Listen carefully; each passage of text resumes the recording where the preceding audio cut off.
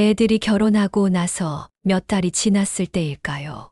어느 날 아들에게서 갑자기 전화가 왔습니다. 장모님 소유의 아파트를 청소해달라는 부탁이었어요. 청소 업체를 구하지 못했다며 돈을 주겠다고 했습니다. 순간 가슴이 철렁 내려앉았지만 아들의 부탁을 거절할 수 없었어요. 그날은 유난히도 춥고 바람이 세찬 날이었습니다. 3시간이 넘도록 혼자서 아파트 청소를 했어요.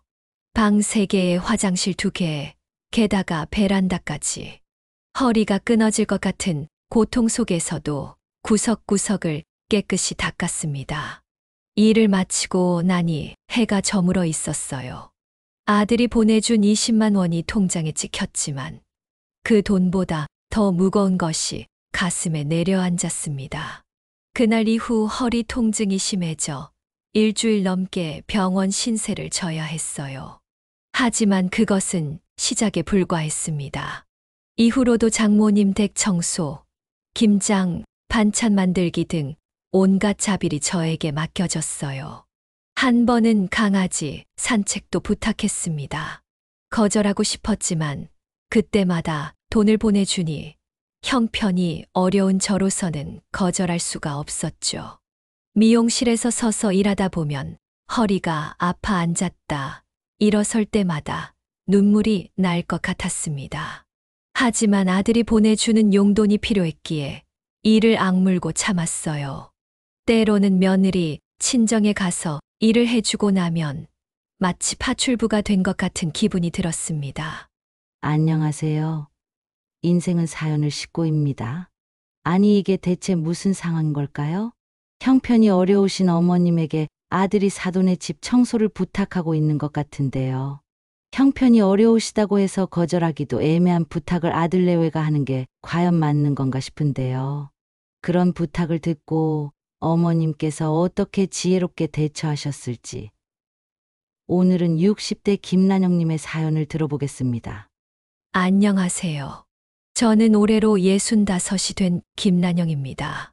지난해까지 30년 넘게 미용실을 운영하다 허리가 아파 은퇴를 하고 지금은 노인 일자리 사업에 참여하면서 국민연금으로 근근히 살아가고 있습니다.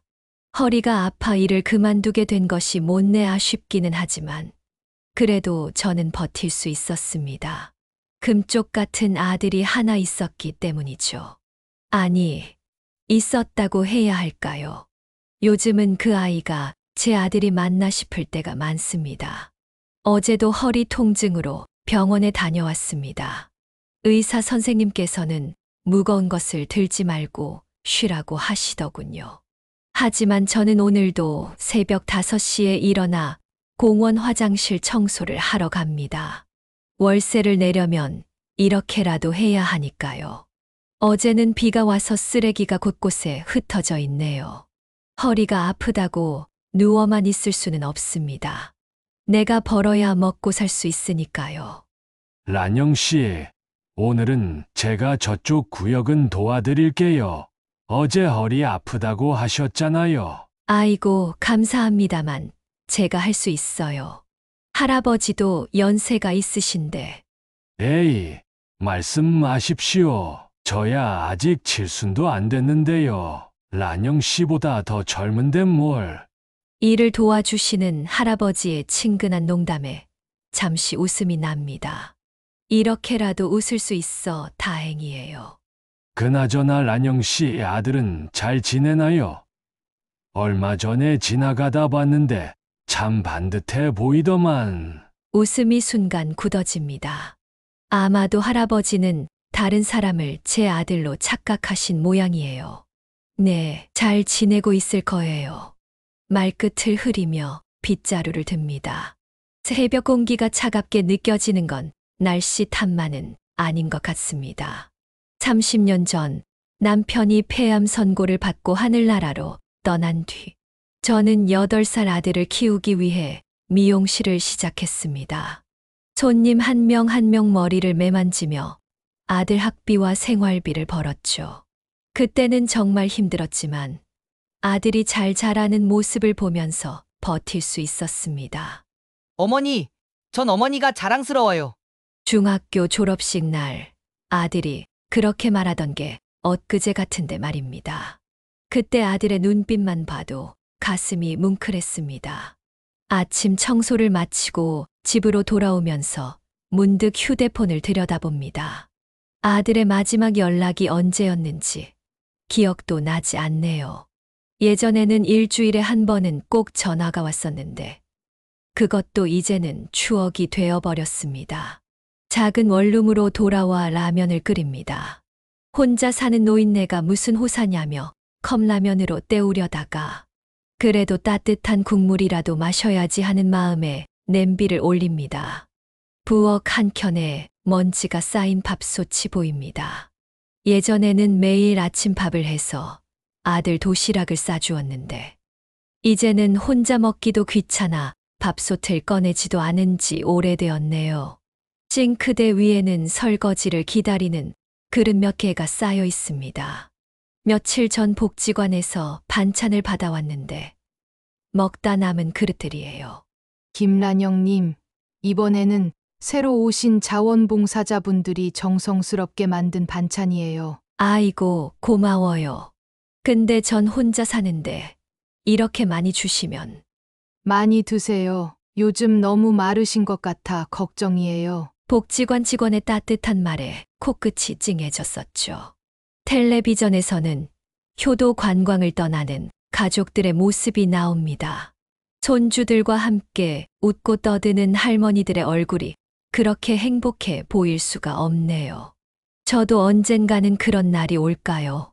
란영아, 넌 아들 하나만 보고 살았잖아. 그래도 아들이 잘 되면 늙어서 좋은 날 올 거야. 예전에 동네 언니가 그렇게 위로하던 말이 귓가에 맴돕니다. 하지만 지금 생각해보면 그건 저의 큰 실수였는지도 모르겠습니다. 아들만 바라보고 살았던 제가 어리석었던 걸까요? 식탁에 앉아 라면을 먹으며 창밖을 바라봅니다. 아파트 숲 사이로 보이는 하늘이 유난히 쓸쓸해 보이네요. 멀리서 들리는 아이들의 웃음소리에 저도 모르게 눈시울이 붉어집니다.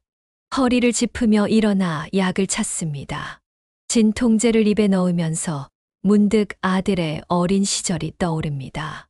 열이 나서 아플 때면 꼭 제 품에 안겨 잠들던 그 모습이 지금도 선명합니다. 그때는 몰랐습니다. 제가 그토록 사랑했던 아들이 제 전부였던 그 아이가 이렇게 남이 되어버릴 줄은요. 세월이 참 무정하다는 생각이 듭니다. 창가에 놓인 화분에 물을 줍니다. 작은 공간이지만 이렇게라도 생명이 있어야 살 것 같아서 키우기 시작한 화초입니다. 잎이 조금 말라 있네요. 어쩌면 이 화초처럼 저도 조금씩 시들어가고 있는지도 모르겠습니다. 문득 옆집 할머니가 화분을 보더니 하시던 말씀이 생각납니다. 란영아, 넌 왜 그렇게 키우기 어려운 걸 골라서 키우니? 저건 공기 좋고 햇빛 잘 드는 데서나 자라는 거야. 그래도 예쁘잖아요. 제가 정성껏 돌보면 잘 자랄 거예요. 사람도 화초도 제자리에서 키워야 제맛이야. 아들내미도 그렇고. 그때는 그 말씀이 무슨 뜻인지 몰랐습니다. 이제야 조금은 알 것도 같네요. 화분 옆에는 낡은 사진첩이 놓여 있습니다. 가끔 꺼내보는 앨범인데 펼칠 때마다 먼지가 날립니다. 사진 속에는 까맣게 그을린 얼굴로 웃고 있는 제 모습이 있네요. 미용실 계단에서 찍은 사진이에요. 어머니, 이제 그만 일하세요. 제가 다 컸잖아요. 고등학생이 된 아들이 걱정스러운 얼굴로 하던 말이 떠오릅니다. 그때 저는 웃으면서 괜찮다고만 했었죠. 오후가 되자 허리 통증이 다시 시작됩니다. 파스를 붙이고 침대에 누웠지만 몸의 통증보다 마음의 통증이 더 크게 느껴지는 날입니다. 옆집에서 들리는 웃음소리에 귀가 쫑긋해집니다. 어린 손주를 돌보는 할머니의 행복한 목소리네요. 우리 강희, 밥 먹자. 할머니가 맛있는 거 해줄게. 할머니, 나 소고기 먹고 싶어요. 그래. 우리 강희 소고기 사줄게. 저도 언젠가는 저런 날이 올까요? 창문 너머 들리는 행복한 대화가 마치 드라마처럼 들립니다. 침대 옆 서랍을 열어보니 생일 축하 카드가 나옵니다. 3년 전 아들이 마지막으로 준 카드예요. 그 뒤로는 문자 한 통으로 대신하더니 이제는 그마저도 없어졌네요. 어머니, 생신 축하드려요. 항상 건강하세요. 카드에 적힌 짧은 문구를 읽다가 저도 모르게 눈물이 흐릅니다. 참 이상하죠. 슬픈 영화를 볼 때도 울지 않던 제가 요즘은 이렇게 눈물이 많아졌어요. 잠시 눈을 감으니 꿈결처럼 지난 날이 스쳐 지나갑니다. 남편과 함께했던 행복한 시절, 어린 아들과 보냈던 소소한 일상들, 그리고 그 모든 것이 조금씩 멀어져가는 지금. 아들이 8살이던 해에 남편이 세상을 떠났습니다. 겨울바람이 매서웠던 그날, 병원에서 폐암 말기 판정을 받고 석 달을 넘기지 못했어요. 남편은 마지막까지 아들 걱정뿐이었습니다. 숨을 거두기 직전에도 아들의 손을 꼭 잡고 아빠 없이 자라 힘들지 않게 잘 키워달라는 말만 되풀이했죠. 장례를 치르고 난 후 저는 한동안 멍하니 지냈습니다. 아들은 그런 제 모습을 보면서도 투정 한 번 부리지 않았어요. 오히려 아침에 혼자 일어나 씻고 학교 갈 준비를 하는 모습이 안쓰러웠습니다. 밤이면 아빠 사진을 보며 훌쩍이는 소리가 들렸지만 낮에는 늘 씩씩하게 웃어 보였죠. 현실을 직시하게 된 건 통장 잔고를 확인하면서였습니다. 남편이 다니던 회사에서 나온 퇴직금으로는 석 달을 버티기도 힘들었어요. 당장 월세와 공과금을 내고 나면 아들 학비는커녕 쌀을 살 돈도 빠듯했습니다. 결심을 하는 데는 오래 걸리지 않았습니다. 젊었을 때 배웠던 미용 기술을 살려 일을 시작하기로 했어요. 동네 미용실에서 보조로 시작해 밤늦게까지 일하면서 기술을 다시 익혔습니다. 손님의 머리를 감기고 드라이를 하고 빗자루로 머리카락을 쓸어 담는 일까지. 허리가 끊어질 것 같은 고통 속에서도 하루하루를 버텨냈어요. 1년 정도 지나자 실력이 늘어 개인 손님이 생기기 시작했습니다. 손님들 사이에서 소문이 나면서 조금씩 자리를 잡아갔어요. 거울 앞에서 머리를 매만지는 시간이 늘어날수록 허리 통증도 심해졌지만 그만큼 수입도 늘었습니다. 아들은 그런 제 모습을 말없이 지켜보았어요. 한 번은 숙제를 하다 말고 제게 다가와 어깨를 주물러 준 적이 있었습니다. 그때 눈물이 왈칵 쏟아질 뻔했지만 꾹 참고 웃어 넘겼죠. 아들 앞에서는 절대 약한 모습을 보이고 싶지 않았으니까요. 미용실에서 번 돈으로 조금씩 형편이 나아지자 주변에서 재혼을 권하기 시작했습니다. 30밖에 되지 않은 나이에 혼자 사는 게 안타깝다며 조건 좋은 사람을 소개해 주겠다고 했어요. 솔직히 마음이 흔들린 적도 있었습니다. 외로운 밤이면 누군가의 따뜻한 위로가 그리웠으니까요. 하지만 아들의 눈빛을 보면 도저히 그럴 수가 없었습니다. 아빠를 잃은 슬픔이 제 가시기도 전에 새아빠를 만나게 할 수는 없었어요. 그래서 저는 재혼이라는 두 글자를 가슴 깊이 묻어두었습니다. 아들은 중학교에 들어가면서 더욱 과묵해졌습니다. 아빠 없는 아이라고 놀리는 친구들도 있었다고 나중에야 알게 되었어요. 하지만 그런 내색 한 번 하지 않고 묵묵히 공부하는 모습이 대견하면서도 마음 아팠습니다. 미용실 일이 바빠 학부모 회의에도 제대로 참석하지 못했습니다. 한 번은 상담 선생님께서 연락을 주셔서 아들이 우울증이 있는 것 같다고 하셨어요.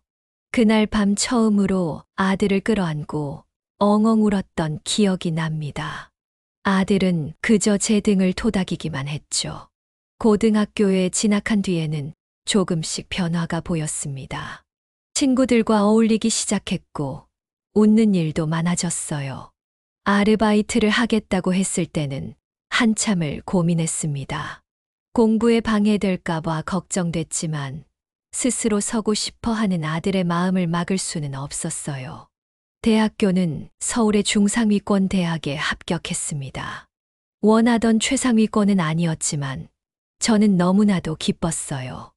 합격 소식을 들은 날, 오랜만에 아들과 삼겹살을 구워 먹으며 이야기를 나눴습니다.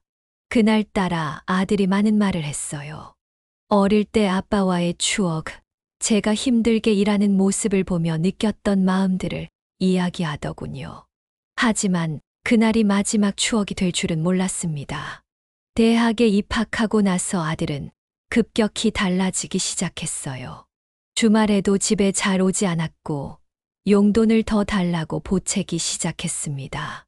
처음에는 대학 생활에 적응하느라 그러려니 했지만 점점 더 돈을 밝히는 모습에 마음이 아팠어요. 3학년이 되던 해 어느 날 아들이 갑자기 자신이 결혼할 사람이 있다며 데리고 왔습니다. 아무런 예고도 없이 불쑥 찾아온 며느리 될 사람은 아들보다 나이가 1살 많았어요.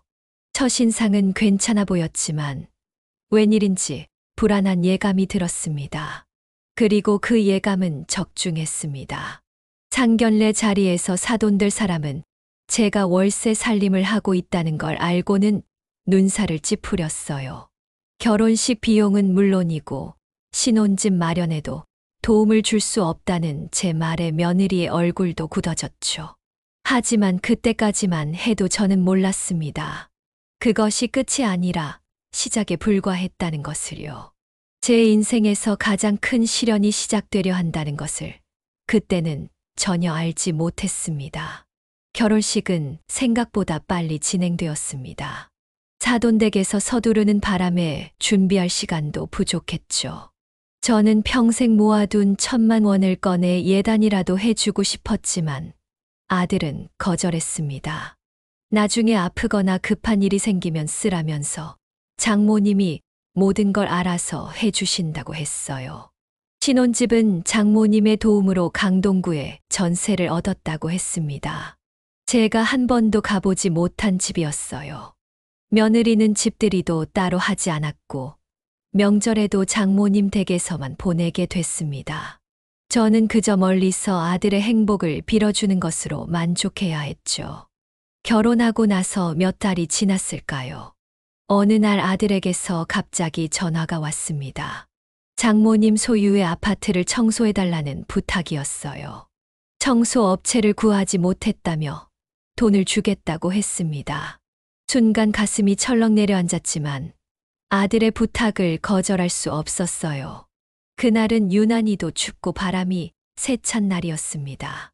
3시간이 넘도록 혼자서 아파트 청소를 했어요. 방 3개에 화장실 2개, 게다가 베란다까지.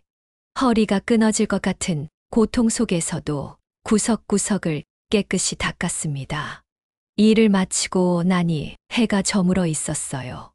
아들이 보내준 20만 원이 통장에 찍혔지만 그 돈보다 더 무거운 것이 가슴에 내려앉았습니다. 그날 이후 허리 통증이 심해져 일주일 넘게 병원 신세를 져야 했어요. 하지만 그것은 시작에 불과했습니다. 이후로도 장모님 댁 청소, 김장, 반찬 만들기 등 온갖 자비리 저에게 맡겨졌어요. 한 번은 강아지 산책도 부탁했습니다. 거절하고 싶었지만 그때마다 돈을 보내주니 형편이 어려운 저로서는 거절할 수가 없었죠. 미용실에서 서서 일하다 보면 허리가 아파 앉았다 일어설 때마다 눈물이 날 것 같았습니다.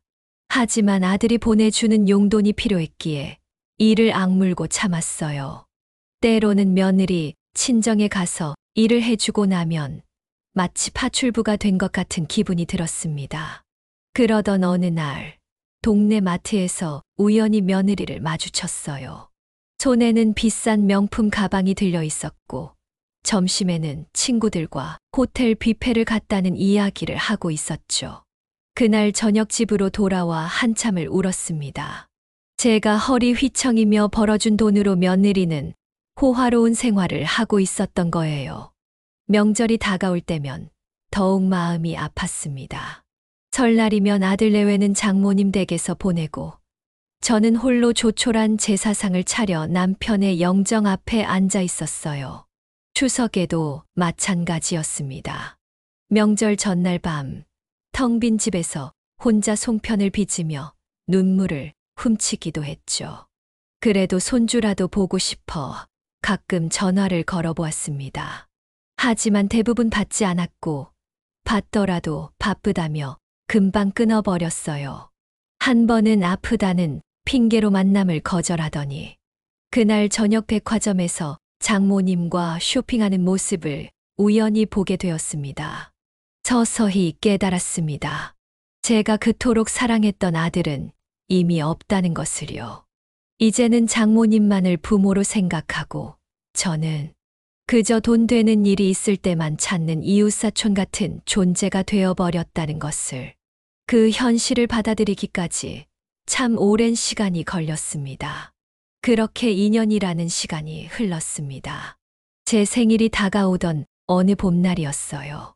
예전에는 남편이 늘 꽃을 선물하곤 했는데 그것도 이제는 아득한 추억이 되어버렸네요.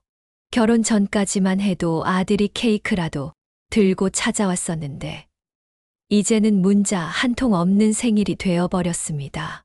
그날따라 유난히 허리가 아팠지만 일을 쉴 수는 없었어요. 노인 일자리 사업으로 받는 급여와 얼마 되지 않는 연금으로는 월세를 내기도 빠듯했으니까요. 아침부터 공원 화장실 청소를 하고 있는데 갑자기 아들에게서 문자가 왔습니다. 장모님 댁 대청소를 해달라는 부탁이었어요. 지금 장모님을 모시고 베트남 여행을 가는데 집을 비우는 동안 문단속도 해달라고 했습니다. 순간 눈앞이 캄캄해졌습니다. 내 생일도 잊은 채 장모님과 해외여행을 즐기면서 저에게는 청소를 부탁하는 아들이 너무나 낯설게 느껴졌어요. 하지만 그날도 역시 아들은 30만 원을 보내왔고 저는 또다시 거절하지 못했습니다. 허리 통증을 참으며 장모님 댁으로 향했죠. 텅 빈 집을 청소하면서 눈물이 자꾸 흘러내렸습니다. 내가 이러려고 그 힘든 세월을 버텨왔나 하는 생각에 가슴이 미어졌어요. 청소를 마치고 집으로 돌아와 며칠을 알아누웠습니다. 이번에는 몸보다 마음이 더 아팠어요. 옆집 할머니가 약을 가져다 주면서 한숨을 쉬었습니다. 자식 키우는 게 이렇게 서러운 일인 줄 몰랐다고 할머니도 비슷한 처지라며 위로해 주셨어요. 그러던 어느 날 막내 이모님의 부고 소식이 전해졌습니다. 어머니의 막내 동생이신 이모님은 제게 친어머니만큼이나 가깝고 소중한 분이셨어요. 어릴 적부터 늘 예뻐해 주셨고 제가 미용실을 운영할 때도 물심양면으로 도와주셨던 분이었습니다. 아들에게 연락했지만 회사가 바쁘다며 장례식에 참석할 수 없다고 했어요. 결국 저 혼자 장례식장으로 향했습니다. 차가운 바닥에 무릎을 꿇고 앉아 영정사진을 바라보는데 이모님과의 추억이 물밀듯이 밀려왔어요. 16년 전 이모님이 위암 수술을 받으실 때가 떠올랐습니다. 그때 저는 매일 밤 병원에서 이모님을 간호했어요. 낮에는 미용실에서 일하고 밤에는 병원으로 달려가 이모님의 손을 잡아드렸죠. 주변에서는 그렇게까지 할 필요 있냐고 말렸지만 저는 그게 당연하다고 생각했어요.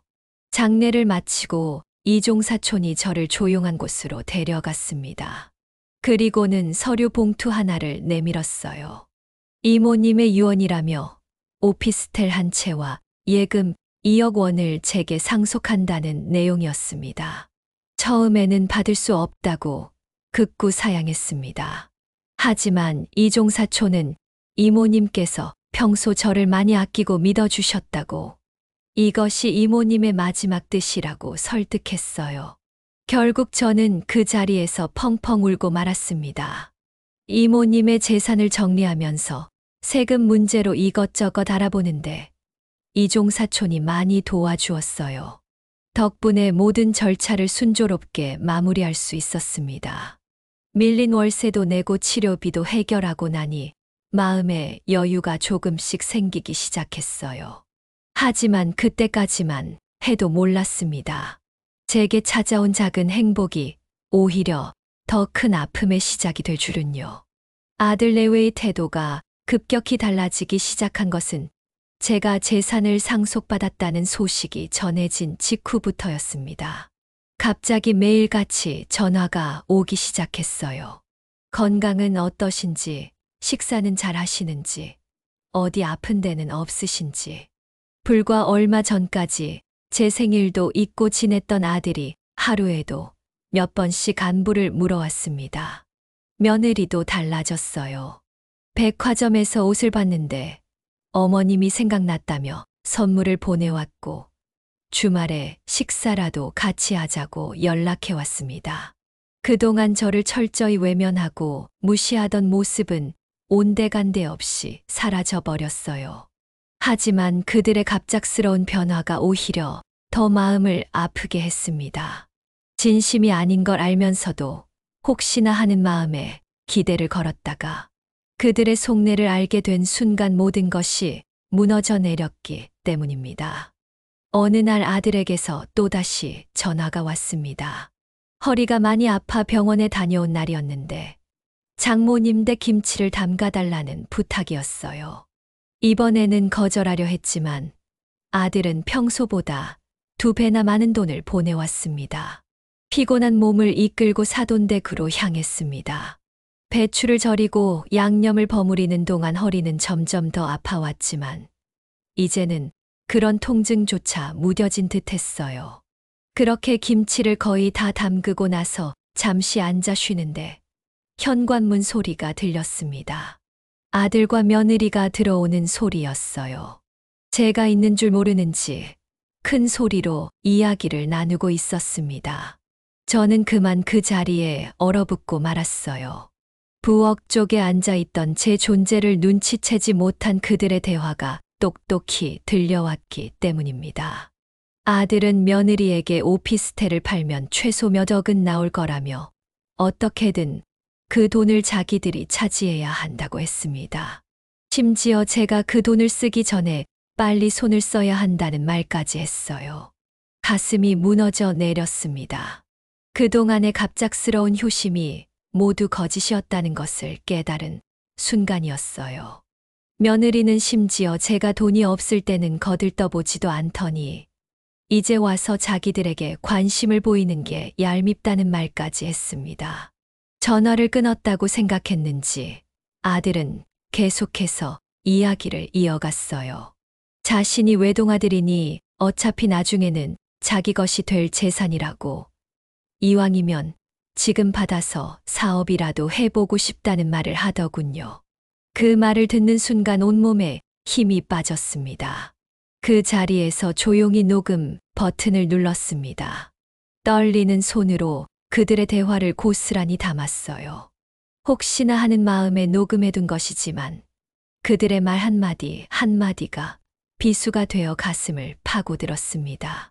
김치를 다 담그고 나서도 한동안 움직일 수가 없었어요. 다리에 힘이 풀려 그대로 주저앉고 말았습니다. 내가 그토록 사랑했던 아들이, 내 뱃속에서 나온 자식이 어떻게 이럴 수 있을까 하는 생각뿐이었어요. 그날 이후 저는 잠을 이루지 못했습니다. 매일 밤 그들의 대화가 귓가에 맴돌았어요. 아들은 여전히 수시로 전화를 걸어왔고 며느리는 문자로 안부를 물어왔습니다. 하지만 이제는 그 가식적인 다정함이 더욱 고통스럽게 느껴졌어요. 결국 저는 법무사를 찾아갔습니다. 제 재산을 어떻게 지킬 수 있는지 상담을 하기 위해서였어요. 다행히도 법무사는 이런 경우를 많이 봐왔다며 확실한 방법을 제시해 주었습니다. 첫 번째로 유언공증을 준비했습니다.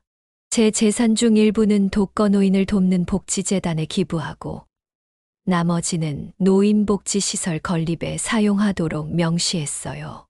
자식에게 재산을 물려주는 것이 당연하다고 생각했던 제 가치관이 완전히 바뀌어 버린 순간이었습니다. 두 번째로는 녹음한 대화 내용을 법무사에게 맡겼어요. 혹시라도 아들이 유언장을 문제 삼거나 무효화하려 할 경우를 대비한 조치였습니다. 법무사는 이런 증거가 있으면 어떤 법적 분쟁에서도 제가 불리할 일은 없을 거라고 했어요. 서류를 작성하는 내내 눈물이 멈추지 않았습니다. 이렇게라도 아들을 버려야 한다는 생각과 그래도 내 자식인데 하는 마음이 계속해서 충돌했어요. 하지만 이제는 돌이킬 수 없는 강을 건넌 것 같았습니다. 모든 준비를 마치고 집으로 돌아오는 길, 하늘이 유난히 회색빛으로 보였습니다.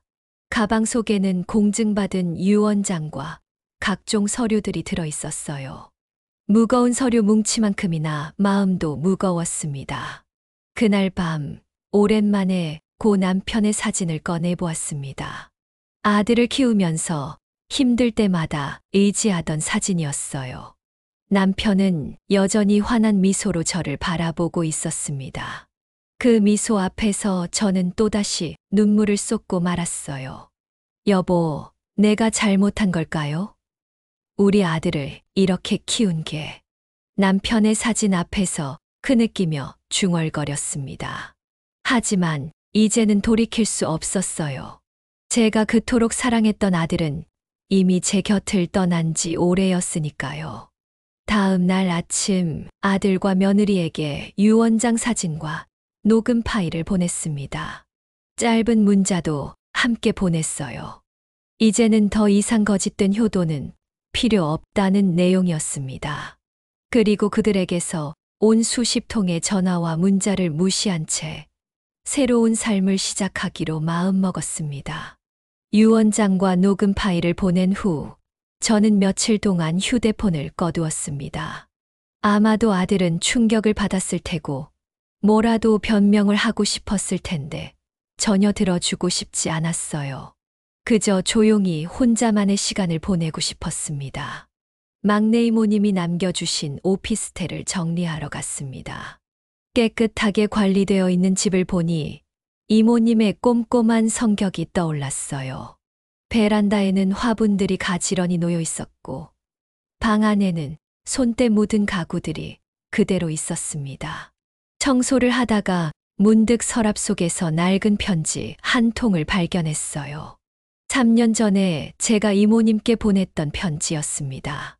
그때 저는 허리가 아파 병원비가 필요했었는데 이모님께서 조용히 도움을 주셨었죠.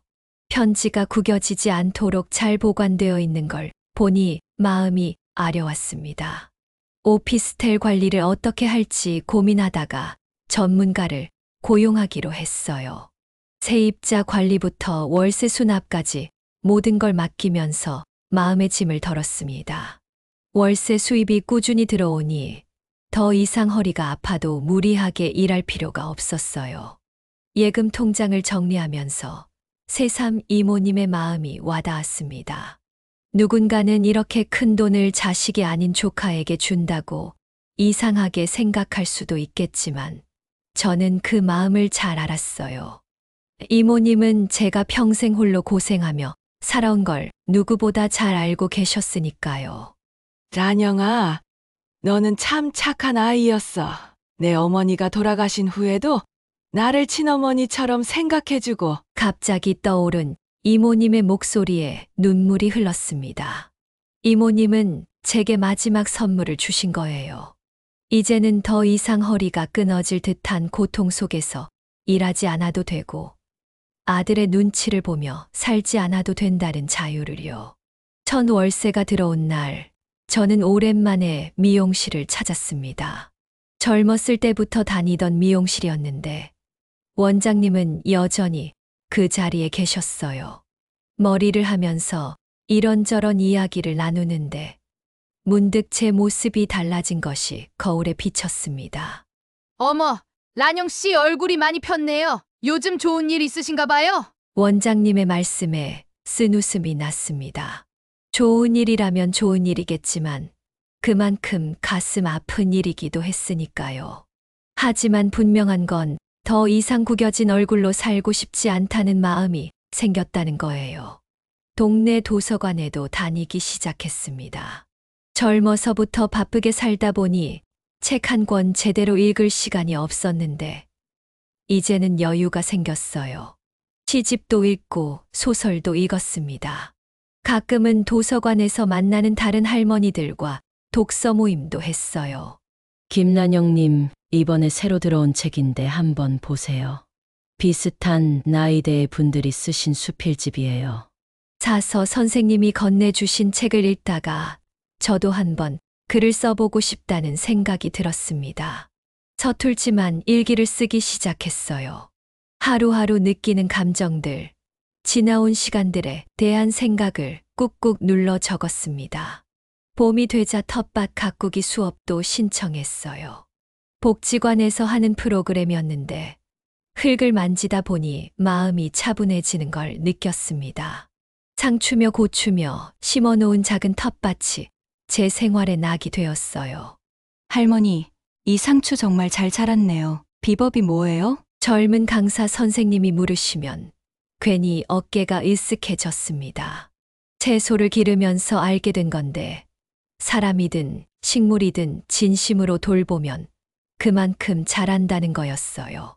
하지만 가끔 밤에 혼자 있으면 아들 생각이 나서 가슴이 아파왔습니다. 특히 텔레비전에서 가족 이야기가 나올 때면 더욱 그랬어요. 그래도 이제는 예전처럼 한없이 눈물을 흘리지는 않았습니다. 대신 봉사활동을 시작했어요. 노인복지관에서 독거노인들의 말벗이 되어드리는 일이었습니다. 저보다 더 힘든 환경에서 살아가시는 분들을 만나면서 제 상황이 그리 나쁘지만은 않다는 걸 깨달았어요. 란영 씨가 오는 날만 기다린다니까 말벗도 없이 혼자 사는 게 얼마나 힘든지 아시죠? 팔순이 넘으신 할머니의 말씀에 마음이 따뜻해졌습니다. 제가 위로받으러 간 곳에서 오히려 더 큰 위로를 받게 되는 날들이 쌓여갔어요. 오피스텔에서 나오는 월세는 제게 꼭 필요한 만큼만 썼습니다. 나머지는 따로 적금을 들어두었어요. 막내 이모님이 평생 알뜰하게 모으신 돈이니 저도 그 마음을 이어받아 소중히 관리하고 싶었습니다. 때로는 아들이 보고 싶어 견딜 수 없을 때도 있었어요. 그래도 이제는 제 삶을 살아야 한다는 마음이 더 컸습니다. 어쩌면 이것이 진정한 독립이고 비로소 찾게 된 제 자신인지도 모르겠다는 생각이 들었어요. 란영 씨, 요즘 표정이 많이 밝아지셨어요. 전에는 항상 근심이 가득해 보이셨는데. 복지관 선생님의 말씀을 듣고 거울을 바라보니 정말 제 얼굴이 달라져 있었습니다. 여전히 주름은 깊게 패여 있었지만 눈빛이 달라져 있었어요. 더 이상 누군가의 어머니나 누군가의 일꾼이 아닌 한 사람으로서의 당당함이 보였습니다. 시간이 흐르면서 저는 조금씩 달라지고 있었습니다. 아침에 일어나면 제일 먼저 창문을 활짝 열고 맑은 공기를 마시는 것이 일과가 되었어요. 더 이상 새벽부터 서둘러 일어나 누군가의 부탁으로 청소를 하거나 허리가 휘청이도록 일할 필요가 없었습니다. 도서관에서 알게 된 동년배 친구들과 매주 수요일마다 산책을 하기 시작했어요. 천천히 걸으면서 이야기를 나누다 보면 어느새 마음의 짐들이 조금씩 덜어지는 기분이었습니다. 다들 저처럼 자식 때문에 가슴앓이를 하는 분들이었어요. 우리 나이에는 자식 생각 안 하고 살아야 편해. 그동안 우리가 너무 자식한테 매달려 살았어. 친구의 말에 고개를 끄덕이면서도 문득 아들 얼굴이 떠오르면 가슴 한켠이 아려왔습니다. 하지만 이제는 그 아픔을 덤덤하게 받아들일 수 있게 되었어요. 복지관에서 컴퓨터를 배우기 시작했습니다. 처음에는 키보드 자판을 누르는 것조차 어려웠지만 차근차근 배우다 보니 이메일도 보낼 수 있게 되었어요. 선생님이 스마트폰 사용법도 알려주셔서 이제는 영상통화도 할 수 있게 되었습니다. 배운 것을 활용해 블로그도 시작했어요. 제 나이에 블로그라니 웃기시죠? 하지만 일기처럼 하루하루의 생각을 기록하다 보니 마음이 한결 가벼워지는 걸 느꼈습니다. 특히 텃밭 가꾸기 이야기를 쓸 때면 시간 가는 줄 모를 정도였어요. 그러던 어느 날 복지관 선생님께서 제 이야기를 다른 어르신들과 나눠보는 게 어떻겠냐고 제안하셨습니다. 처음에는 망설였지만 용기를 내어 강당에 섰어요. 떨리는 목소리로 제 이야기를 시작했습니다. 홀로 아들을 키우며 고생했던 이야기, 자식에게 실망하고 상처받은 이야기, 그리고 그 아픔을 딛고 새로운 삶을 시작하게 된 이야기를 들려드렸어요. 말을 마치자 뜨거운 박수가 쏟아졌습니다. 저도 비슷한 경험이 있어요. 선생님 이야기를 들으니 제가 혼자가 아니란 걸 알게 됐어요. 강의가 끝나고 한 할머니가 다가와 눈물을 글썽이며 말씀하셨습니다. 그제야 깨달았어요. 제 아픔을 나누는 것이 누군가에게는 위로가 될 수 있다는 것을요. 봉사활동도 더 열심히 하게 되었습니다. 이제는 단순히 말벗이 되어드리는 것을 넘어서 혼자 사시는 할머니들께 제가 배운 스마트폰 사용법도 알려드리고 함께 텃밭도 가꾸었어요. 어느새 봄이 지나고 여름이 왔습니다. 텃밭에서 키운 과일과 채소들이 무르익어갔어요. 수확한 작물들을 이웃들과 나누면서 나눔의 기쁨도 알게 되었습니다. 이모님이 제게 보여주셨던 그 따뜻한 마음을 이제는 제가 다른 이들에게 전하고 있었어요. 가끔 동네를 산책하다 보면 어린 아이들을 데리고 다니는 할머니들을 마주치곤 합니다. 예전에는 그런 모습을 보면 부러워서 눈물이 났었는데 이제는 그저 따뜻한 미소를 지으며 지나칠 수 있게 되었어요. 막내 이모님이 남겨주신 재산 덕분에 경제적으로 여유로워진 것은 사실이지만 그보다 더 큰 선물은 따로 있었습니다. 바로 제 자신을 돌아보고 새로운 삶을 시작할 수 있는 용기였어요. 이제는 거울을 보며 미소 짓는 연습도 합니다. 주름진 얼굴이지만 그 속에서 희망이 보이는 것 같아요. 더 이상 누군가의 어머니나 희생자가 아닌 당당한 한 사람으로서의 제 모습을 발견하게 된 거죠. 법무사를 다시 찾아가 유언장의 내용을 조금 수정했습니다. 재산의 일부를 노인복지관에 기부하기로 했어요. 제가 받은 도움과 위로를 이제는 다른 분들께 돌려드리고 싶었습니다.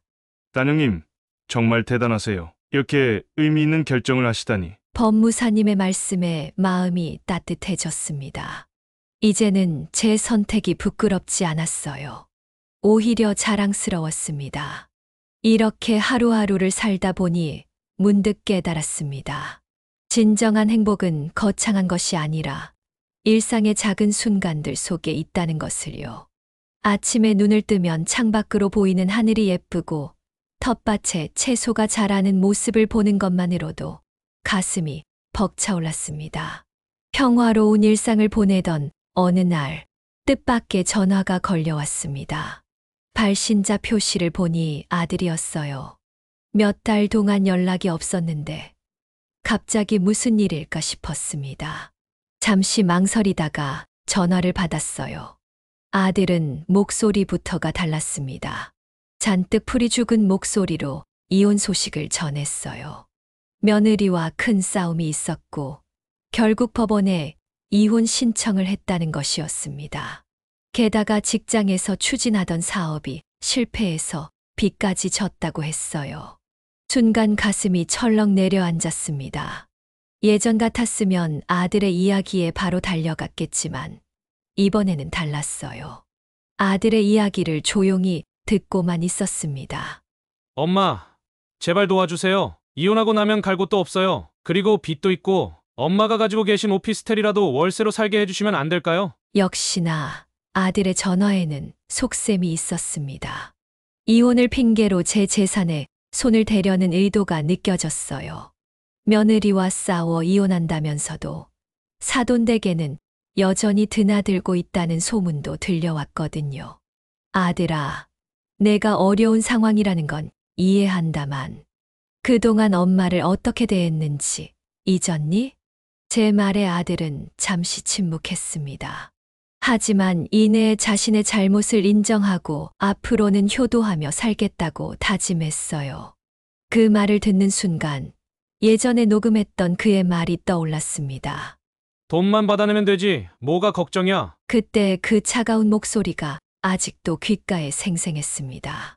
돈이 필요할 때만 찾아오는 아들을 보며 이제는 더 이상 속지 않기로 했어요.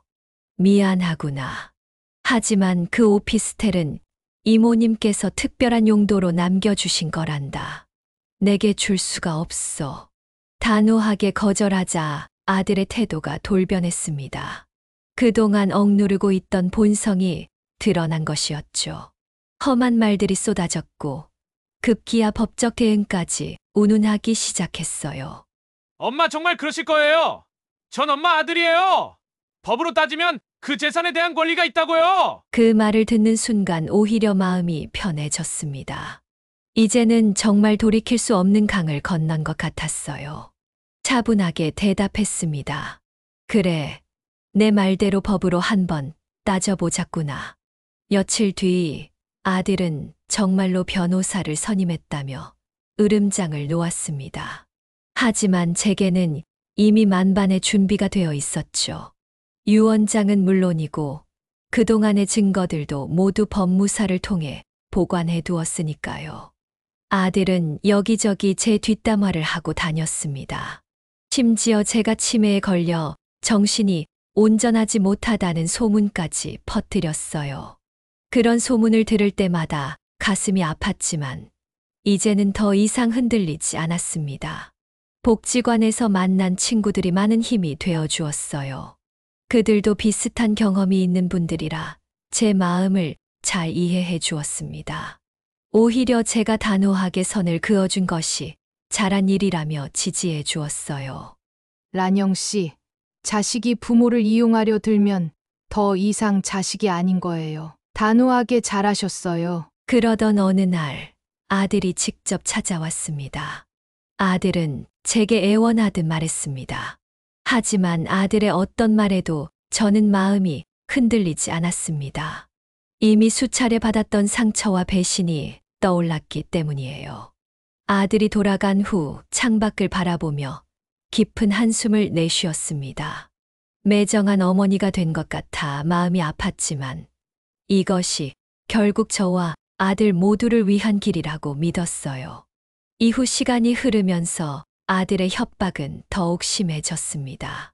법원에 소송을 제기하겠다, 언론에 실태를 고발하겠다 등의 위협이 계속되었어요. 하지만 그럴수록 제 마음은 더욱 단단해졌습니다. 봄이 지나고 여름이 왔습니다. 텃밭의 작물들이 무성하게 자라는 것을 보며 생각했어요. 잡초를 뽑아내고 나서야 본래의 작물이 잘 자랄 수 있는 것처럼 때로는 아픈 결단이 필요한 법이라고요. 그렇게 또다시 계절이 바뀌고 아들의 연락도 뜸해졌습니다. 가끔 그의 소식이 들려왔지만 이제는 더 이상 마음이 흔들리지 않았어요. 오히려 담담하게 받아들일 수 있게 되었습니다. 가을 바람이 불기 시작할 무렵 뜻밖의 소식을 듣게 되었습니다. 아들이 결국 이혼하지 않았다는 소식이었어요. 오히려 사돈의 도움으로 사업 자금을 마련해서 새로운 사업을 시작했다고 했습니다. 아들 내외가 제게 했던 모든 이야기가 거짓이었던 거예요. 그 소식을 전해 들은 날, 저는 텃밭에서 늦게까지 일을 했습니다. 허리가 아팠지만 차라리 그 통증이 마음의 아픔을 덮어주는 것 같았어요. 저녁 무렵 노을이 유난히 붉게 물들었습니다. 란영 씨, 이제 그만 들어가세요. 날이 저물었잖아요. 복지관 관리인의 걱정 어린 목소리에 고개를 들었습니다. 그제야 제가 얼마나 오랫동안 멍하니 서 있었는지 알게 되었어요. 흙 묻은 손을 털며 일어섰습니다. 집으로 돌아오는 길에 문득 남편 생각이 났습니다. 남편이 살아있었다면 우리 아들이 이렇게 변하지는 않았을까 하는 생각이 들었어요. 하지만 이내 고개를 저었습니다. 이제는 그런 후회도 그만두기로 했어요. 다음 날부터 저는 더욱 바쁘게 지냈습니다. 복지관에서 하는 봉사활동도 늘리고 독거노인 가정도 더 자주 방문했어요. 누군가를 돕는 일이 제게는 최고의 치유제가 되었습니다. 봉사활동을 다니다 보니 제가 얼마나 행복한 사람인지 깨닫게 되었어요. 적어도 저는 따뜻한 잠자리와 끼니 걱정 없는 삶을 살고 있었으니까요. 이모님이 주신 선물 덕분에 노후를 편히 보낼 수 있다는 것이 얼마나 감사한 일인지 새삼 실감했습니다. 겨울이 다가오면서 복지관에서 특별한 제안을 받았어요. 제 경험담을 바탕으로 다른 어르신들과 이야기를 나누는 시간을 가져보면 어떻겠냐는 거였습니다. 처음에는 망설여졌지만 용기를 내어 수락했어요. 자식에게 상처받은 부모님들의 이야기를 들어보면 저만 그런 게 아니었더라고요. 하지만 그 아픔을 딛고 일어서는 방법을 찾았습니다. 떨리는 목소리로 시작한 강의였지만 청중들의 눈빛이 점점 달라지는 걸 느낄 수 있었어요. 저와 비슷한 경험을 한 분들이 많았나 봅니다. 강의가 끝나고 나서 몇 분이 눈물을 글썽이며 다가오셨어요. 그렇게 작년 한 해가 저물어 갔습니다. 새해가 시작되고 얼마 지나지 않아 아들에게서 문자가 왔어요. 짧은 문자였습니다. 어머니, 죄송합니다. 이제야 제가 얼마나 어리석었는지 깨달았어요. 하지만 저는 답장을 보내지 않았습니다. 이제는 제 삶이 더 소중했기 때문이에요. 문자를 읽고 난 후 텃밭으로 나가 봄을 준비하는 작업을 시작했습니다. 오늘도 저는 아침 일찍 일어나 창문을 열고 하늘을 바라봅니다. 서서히 동이 트는 하늘을 보며 생각해요. 인생은 참 신기한 것 같아요. 가장 큰 상처를 받았을 때 오히려 더 단단해질 수 있다는 것을 이제야 깨닫게 되었습니다. 곧 있으면 복지관 텃밭에는 새싹들이 돋아나기 시작하겠죠. 봄이 오면 또 어떤 변화가 찾아올지 모르지만 이제는 두렵지 않습니다. 제 인생의 주인공은 바로 저라는 것을 알게 되었으니까요. 막내 이모님이 남겨주신 유산은 단순한 재산이 아니었습니다. 그것은 제가 진정한 자아를 찾게 해준 소중한 선물이었어요.